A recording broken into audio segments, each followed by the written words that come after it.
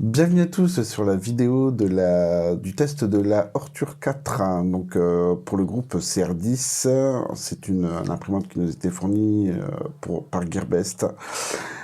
Donc nous allons aujourd'hui parler de cette imprimante. C'est aussi ma première vidéo, donc je suis un peu... voilà, c'est ma première vidéo. Donc c'est une imprimante de type FDM dont l'aire d'impression est de 260 par 310 par 305, ce qui est assez particulier et unique pour cette imprimante. Elle est en all-in-one, donc ça veut dire que en fait tout est en un seul bloc, hein. Ce qu'il faut marquer par rapport à cette imprimante, c'est l'installation qui est très facile. Euh, Par expérience où on doit mettre les vis par en dessous pour d'autres, là les vis se mettent sur les côtés et du coup ça va super vite à monter. Donc dans cette imprimante, il y a un système de déplacement qui a été breveté par Ortur, hein, en fait ce sont 3 roues acier dans le rail aluminium, ce qui permet un jeu limité et des déplacements plus fluides et rapides. Ce qu'on peut aussi noter, c'est qu'ils ont mis des moteurs très robustes, ce qui augmente le nombre de couples et donc encore la réactivité et la rapidité. Et en plus, le maintien des axes sur 2 rails, donc meilleure stabilité. Donc, la particularité sur toute cette imprimante, en fait, c'est qu'elle est très rapide.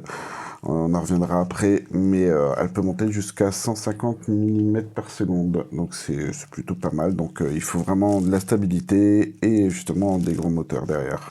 Sinon, au niveau de la tête d'impression, c'est le type V6 avec refroidissement à 360 degrés.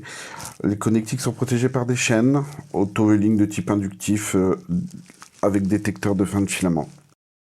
La tête d'impression, pour sa part, opte pour le design V6, avec un radiateur de bonne taille offrant une circulation d'air à 360 degrés pour un bon refroidissement.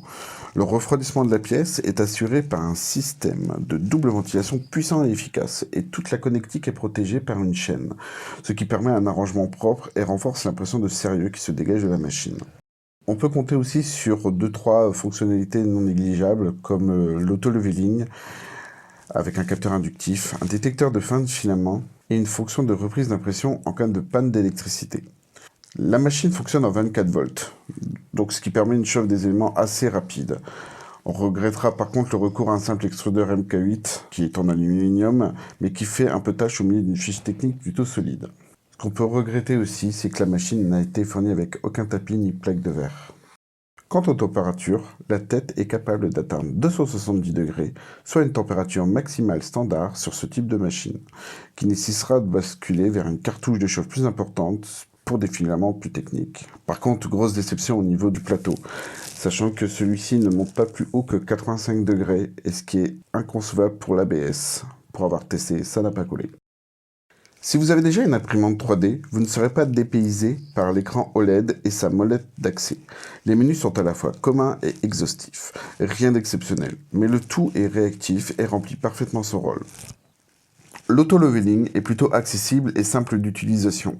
Lors de mon test, je suis parvenu à obtenir un réglage parfait du premier coup. Rappelons que le système mise sur une sonde capacitive qui repère la distance qui éloigne du plateau. En réalisant une cartographie du plateau, il est possible d'obtenir une représentation en 3D de ce dernier. Bref, tout ça pour dire que je n'ai eu aucun problème au niveau de l'auto-leveling avec cette machine. Lors de mon premier test effectué sur un des modèles déjà slicés et fournis par le constructeur, l'impression s'est déroulée sans problème. Il y a même eu une coupure de courant et l'impression a bien repris tout de suite.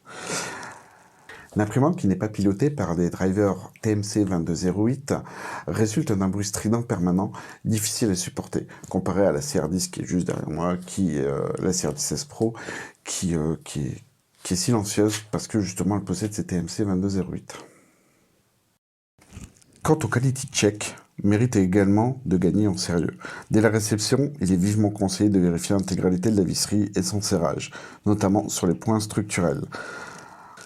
Entre les griffures sur la structure et les vis se baladant dans le carton d'origine, j'ai pu trouver une des pochettes ouverte dans sa longueur. Si la chaîne de câble fait bien son travail, d'autres connectiques sont bien trop lestes et pendantes.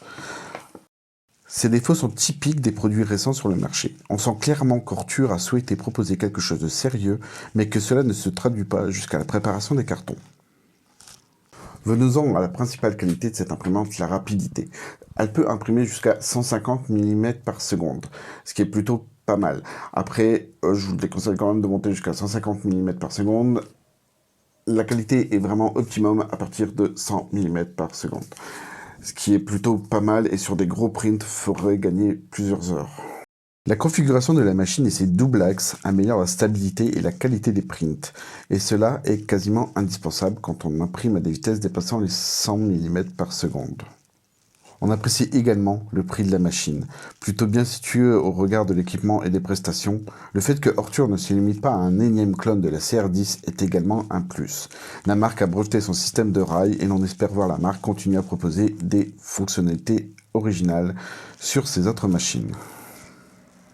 Voilà, on arrive à la fin de la vidéo. Alors pour conclure, on peut dire que justement la Ortur est une très bonne imprimante pour sa gamme de prix, sachant qu'il y a vraiment des produits du matériel de qualité dedans, et que Ortur a voulu aussi se démarquer de ses concurrents par rapport à ce matériel, donc un moteur surdimensionné, des rails brevetés, ce qui fait que c'est actuellement une imprimante qui est quand même l'une des plus rapides, en tout cas pour sa gamme de prix.